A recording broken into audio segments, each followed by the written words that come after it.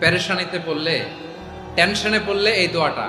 প্রিয় ভাইরা, বিষ্ণু ইসলাম যখন খুব বিপদে পড়তেন, দুশ্চিন্তা ওনাকে ঘিরে ধরতো, উনি পড়তেন ইয়া হাইয়ু ইয়া কাইয়ুম বিরহমাতিকা আস্তাগীথ, ইয়া হাইয়ু ইয়া কাইয়ুম বিরহমাতিকা আস্তাগীথ, ইয়া হাইয়ু ইয়া কাইয়ুম, হে শাশ্বত অবিনশ্বর, হে চিরঞ্জীব, বিরহমাতিকা আস্তাগীথ, তোমার রহমতের উসিলায় তোমার কাছে ফরিয়াদ করি। এটা পড়তেন। আবার আরেক বর্ণনায় এসেছে ইয়া হাইয়ু ইয়া কাইয়ুম বিরহমাতিকা আস্তাগীথ আসলিহ লি শা'নি কুল্লাহু ওয়ালা তাকিলনি ইলা নাফসি তারফাতা আইন। আসলিহ লি শা'নি কুল্লাহ, আল্লাহ আমার সবকিছু আপনি সেটেল করে দেন। আমাদের সব ঝামেলা সেটেল করে দিতে পারে কে?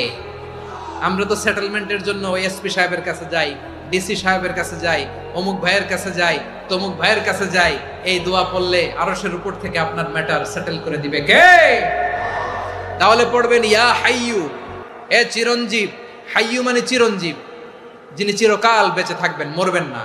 আল্লাহ মরবেন? তার কোনো লয় আছে? ক্ষয় আছে? সূরা রহমানে আল্লাহ বললেন কুল্লু মান আলাইহা ফানি ওয়া ইয়াবকা ওয়াজহু রাব্বিকা যুল জালালি ওয়াল ইকরাম ফাবিআইয়ি আলাই রাব্বিকুমা তুকাযিবান। জমিনে যা আছে সব ফান, ভ্যানিশ হয়ে যাবে, নিশ্চিহ্ন হয়ে যাবে, শেষ হয়ে যাবে, সব বিলুপ্ত হয়ে যাবে, একজন ছাড়া। জোরে বলেন তিনি কে? ইয়া হাইয়ু। আমার সাথে আওয়াজ করে পড়েন ইয়া হাইয়ু ইয়া কাইয়ুম ইয়া হাইয়ু ইয়া কাইয়ুম বিরহমাতিকা আস্তাগীথ আসলিহ লি শা'নি কুল্লা ওয়ালা তাকিলনি ইলা নাফসি তারফাতা আইন। এভাবে দোয়া করলে আপনাকে বিপদ মুক্ত করবে কে?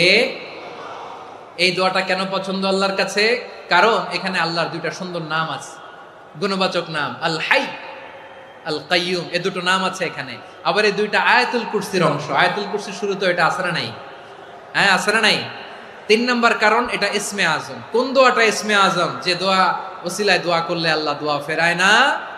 অনেকগুলো মত আছে, সবচেয়ে ভ্যালিড মত হচ্ছে এটা, ইয়া হাইয়ু ইয়া কাইয়ুম। এর ওসিলা দিয়ে দোয়া করলে দোয়া কবুল করে কে?